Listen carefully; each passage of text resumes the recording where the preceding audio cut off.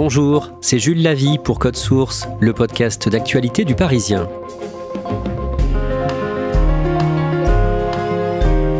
Le 3 octobre, Michel Barnier, le chef du gouvernement, s'est prononcé à titre personnel en faveur du projet de loi sur la fin de vie. Ce texte prévoyait de légaliser en France une aide active à mourir sous conditions strictes.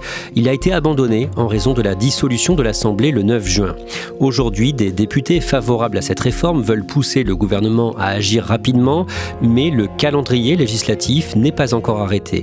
Code Source fait le point sur cette réforme mise en pause depuis le 9 juin à travers l'histoire de Loïc Rézibois, un homme atteint de la maladie de Charcot qui avait témoigné dans Code Source au mois de mai 2024 et qui est mort à 47 ans le 24 septembre. Cet épisode de Code Source est raconté par Bérengère Lepetit, journaliste au service Société du Parisien en charge du dossier de la fin de vie.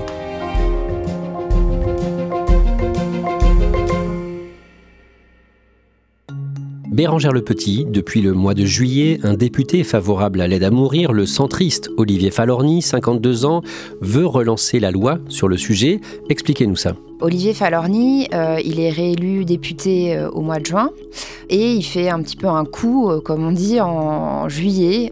Il dépose le premier texte, la première proposition de loi de la nouvelle législature. Il redépose le texte, en fait, tel quel, qui était en débat à l'Assemblée avant la dissolution pour l'aide active à mourir. En fait, il dit qu'il faut vraiment reprendre les débats en l'état.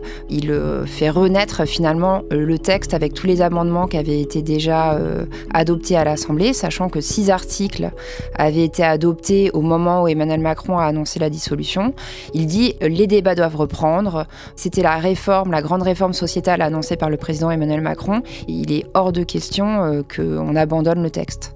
Le jeudi 3 octobre, pour la première fois, le nouveau chef du gouvernement Michel Barnier se dit d'accord avec le projet de loi ouvrant l'accès à une aide à mourir en France. Il le dit à la télévision sur France 2. Sur la fin de vie, vous avez dit que vous vouliez reprendre le dialogue. En fait, il y avait un flou jusqu'à présent parce que Michel Barnier est connu plutôt pour ses positions conservatrices. Donc on ne savait pas s'il allait soutenir ce projet de loi.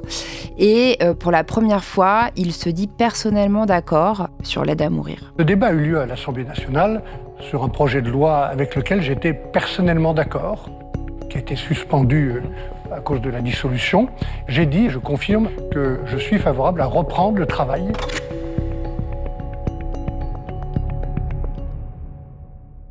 Bérengère Lepetit, on va raconter comment ce projet de loi a failli être voté à l'Assemblée nationale juste avant la dissolution du dimanche 9 juin, à travers l'histoire d'un homme qui a témoigné d'ailleurs dans Code Source, un certain Loïc Rézibois. On va remonter quelques années en arrière, si on se place dans les années 2010. Loïc Rézibois, qui est-il ? Loïc Rézibois, c'est un homme d'une quarantaine d'années qui est policier aux renseignements généraux. Il est marié à Caroline, une femme qu'il a rencontrée au lycée à Brest, parce que tous les deux, ils viennent de Bretagne. De fil en aiguille, ils se sont installés en Picardie, où ils habitent près d'Amiens, dans une maison. Et donc, Loïc et Caroline ont eu 2 enfants, Capucine et Martin, qui aujourd'hui ont une vingtaine d'années. Loïc et Caroline, ils sont heureux ensemble ? Loïc et Caroline, ils sont très heureux ensemble. Ils le disent, Loïc me l'a dit, j'étais fou de bonheur. Loïc, c'est un homme qui aime son métier, qui a une vie de famille épanouie et qui a aussi, je pense, beaucoup de passion dans la vie. C'est quelqu'un qui est très joueur, qui aime le sport et il joue notamment beaucoup au tennis. Un jour, en 2019, il s'aperçoit après une partie de tennis que sa main tremble. Et 2 ans plus tard, le diagnostic tombe, donc c'est la maladie de Charcot. Donc la maladie de Charcot, c'est une maladie incurable, très grave, qui entraîne la paralysie progressive des membres. Donc les malades de Charcot, ils finissent avec des gros problèmes pour parler, pour respirer, pour manger. Et à partir de ce moment-là, Loïc, en gros, apprend qu'il a une espérance de vie fixée entre 3 et 5 ans. Après avoir appris qu'il est atteint de la maladie de Charcot, Loïc Rézibois s'engage au sein d'une association, l'Association pour le droit à mourir dans la dignité, et il ouvre un compte Instagram. Ça va être son dernier combat. Ça va donner un sens à sa vie. Il ouvre ce compte Instagram qui va très vite être suivi par beaucoup de personnes, beaucoup de malades notamment, qui lui écrivent tous les jours. Donc sur ce compte, Loïc il raconte sa vie, en gros, sa vie de malade. Il parle un petit peu de son quotidien, de son état de santé qui se détériore forcément, mais il y a aussi beaucoup de moments assez joyeux, de sa vie en famille, où il raconte aussi sa vision de la vie, qu'il faut profiter vraiment de chaque instant. Et c'est très touchant de le voir sur ce compte. Voilà, on s'attache à lui en fait en voyant toutes ces petites vidéos. Il dit « La maladie est un exhausteur de vie ». C'est un peu son mantra, c'est ce que dit aussi sa femme Caroline, c'est que paradoxalement, même pendant la maladie, leur vie reste joyeuse, parce qu'en fait, il se rend compte que, très vite, de toute façon, il va arrêter de travailler, Loïc Rézibois et sa femme aussi, donc ils passent beaucoup de temps ensemble, et en fait, ils essayent vraiment de ne pas s'apitoyer sur leur sort, de profiter de chaque instant, même si voilà, il y a très vite des difficultés même pour se déplacer, donc il y a ce fauteuil roulant qui va faire partie de leur vie, mais ils continuent à faire plein de trucs, avoir des amis. C'est aussi son propre combat personnel de continuer à vivre un peu normalement finalement. Bérengère Lepetit, le 12 septembre 2022, Emmanuel Macron annonce la création d'une convention citoyenne sur la fin de vie. 150 citoyennes, citoyens qui vont devoir consulter, réfléchir, débattre de la nécessité ou non de faire évoluer la loi. Rappelez-nous ce que dit la loi en France jusqu'ici sur le sujet, la loi dite Claes-Leonetti du nom de 2 députés. En fait, la loi prévoit que le malade incurable peut demander l'autorisation d'accéder à la sédation profonde et continue. Donc, qu'est-ce que c'est la sédation profonde et continue ? C'est en fait, on endort le malade qui arrive en fin de vie. On arrête les soins, on arrête de le nourrir, de l'hydrater. Dans les faits, le malade s'endort et il finit par mourir en général de déshydratation au bout de quelques heures, quelques jours, mais ça peut durer jusqu'à 1 semaine, 10 jours. Et en fait, ce qu'il faut savoir, c'est que c'est vraiment très strict pour pouvoir bénéficier de cette sédation profonde. Le malade doit beaucoup souffrir et son décès doit être considéré comme étant imminent par les soignants. La Convention citoyenne sur la fin de vie rend son rapport au gouvernement le 2 avril 2023. Quel est cet avis ? Donc c'est un avis qui statue vraiment en faveur du développement des soins palliatifs et surtout de l'ouverture sous condition en France du suicide assisté et de l'euthanasie. Alors quand on parle de suicide assisté et d'euthanasie, que veulent dire ces 2 mots ? En fait, le suicide assisté, ça veut dire que le malade en fin de vie va pouvoir s'administrer lui-même un produit létal, un produit donc qui donne la mort sous forme d'injection. Tandis que l'euthanasie, c'est quand une autre personne lui administre ce produit létal. Et c'est aussi parce que certains malades en fin de vie, ils n'ont plus les capacités physiques de s'administrer ce produit. Le dimanche 10 mars, le président Emmanuel Macron parle de la fin de vie dans une interview accordée au journal catholique La Croix et Libération, les 2 journaux en même temps. Que dit-il ? Il annonce qu'il va y avoir un projet de loi. Il se base notamment sur les travaux de la Convention citoyenne. Il dit que la loi actuelle, donc la fameuse loi Claes-Leonetti, ne suffit pas, qu'il y a plein de malades qui ne peuvent pas en bénéficier. Et il dit qu'il faut légiférer sur l'aide à mourir. Bérengère Lepetit, ça fait des décennies qu'il y a un débat en France sur l'euthanasie. Oui, le débat existe en France depuis plus de 40 ans.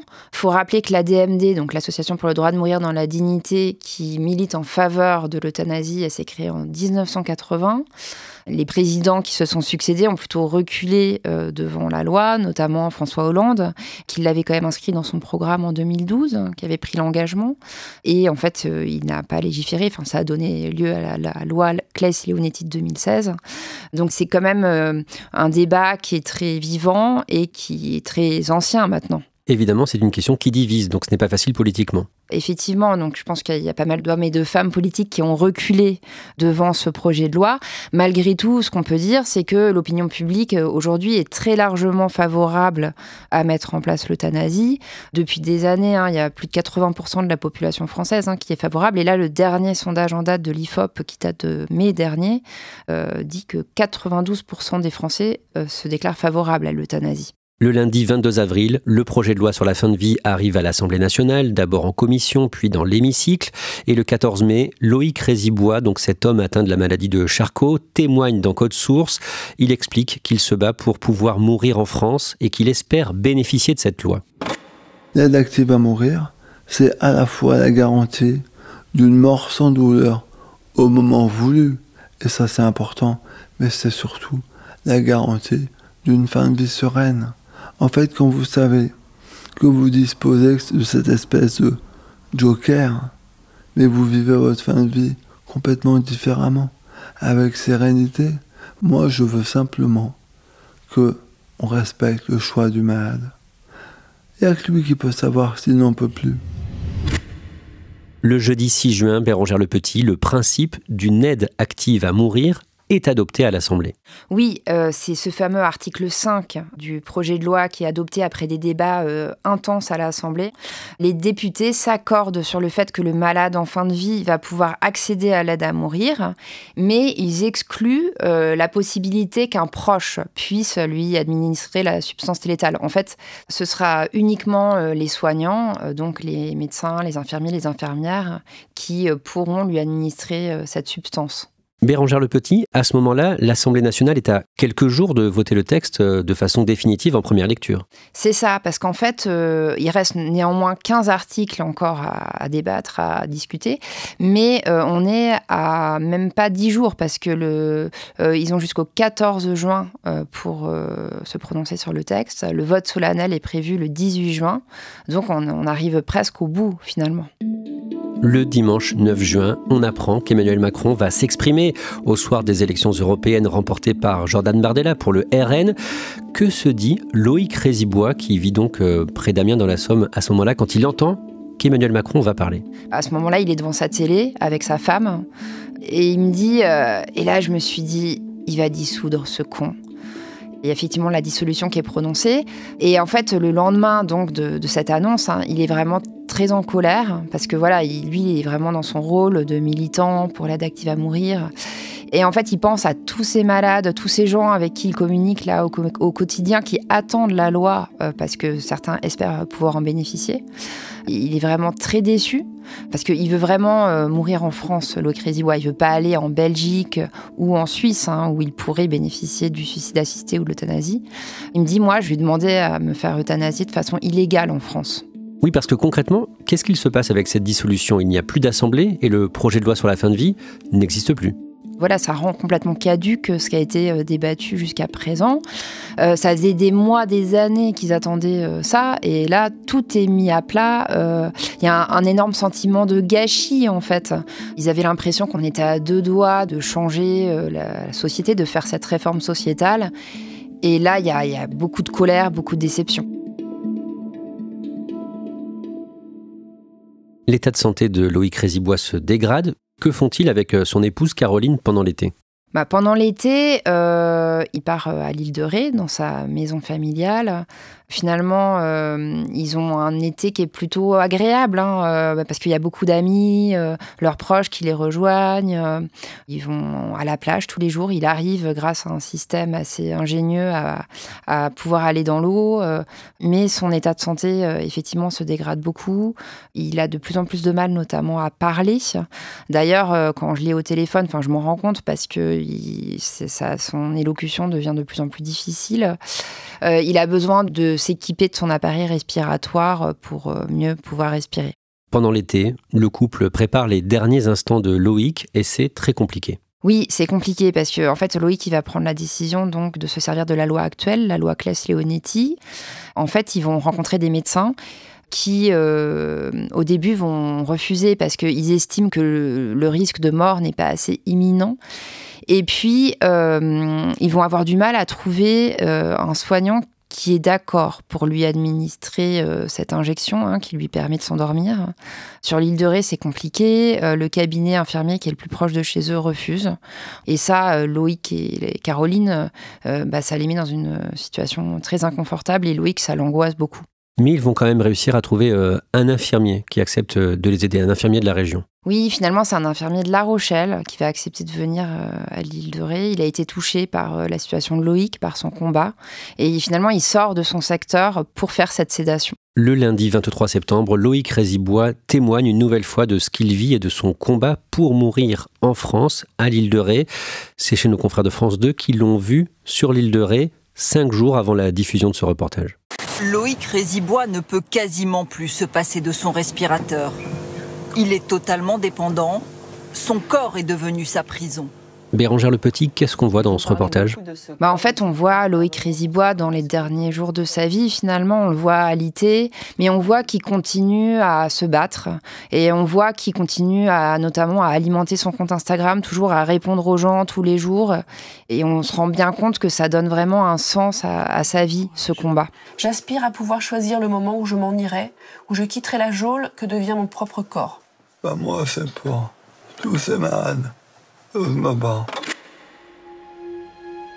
Bérangère Le Petit, le lendemain de la diffusion de ce reportage, le mardi 24 septembre, vous apprenez la mort de Loïc Rézibois. Il avait 47 ans. Vous échangez au téléphone avec son épouse quelques jours plus tard. Vous êtes d'abord frappé par sa voix qui reste claire. Cette femme, elle vient de perdre l'homme qu'elle aimait depuis 30 ans. Elle est très courageuse. Elle, à aucun moment, pendant l'interview, elle flanche. Et sa voix, voilà, je l'ai au téléphone, mais sa voix reste très claire, très précise dans ses propos.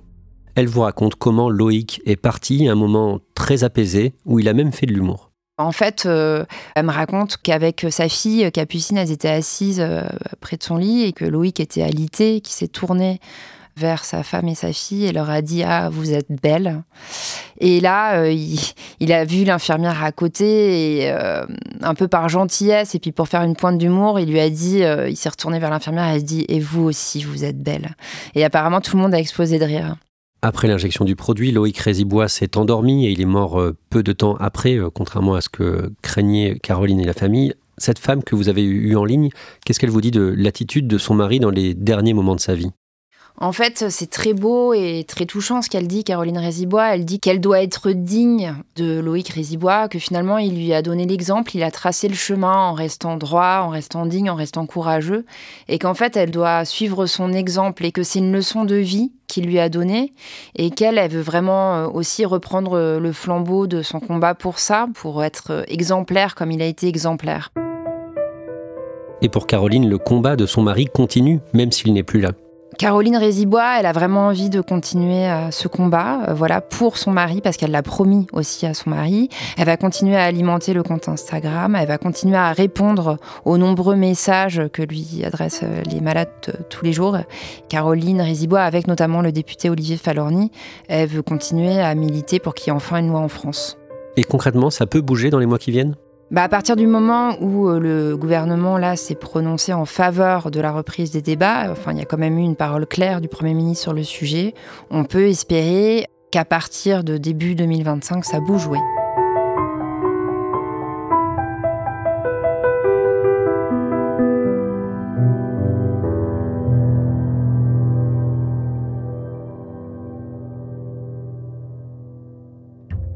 Merci à Bérangère Le Petit. Cet épisode de Code Source a été produit par Raphaël Pueyo, Clémentine Spiller et Thibault Lambert. Réalisation, Julien Moncouquiol. Code Source est le podcast quotidien d'actualité du Parisien. N'oubliez pas de vous abonner pour ne rater aucun épisode. Et puis n'oubliez pas le second podcast du Parisien, Crime Story. Chaque samedi, une affaire criminelle racontée par Claudia Prolongeau avec Damien Delseny, le chef du service police-justice du Parisien.